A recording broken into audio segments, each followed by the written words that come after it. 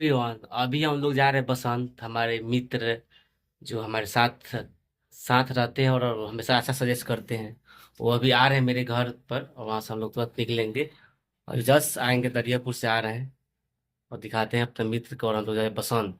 बसंत मित्र का काम है और उन्हीं काम से हम लोग अभी निकल रहे हैं।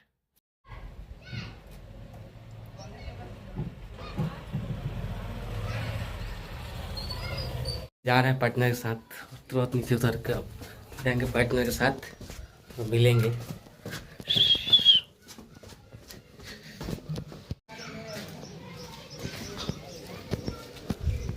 तो देखो खचा खच बैठल हवन।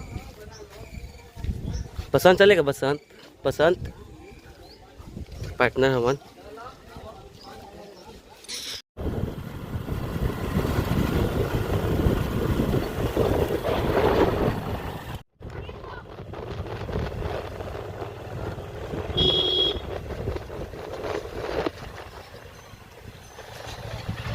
सारू भाई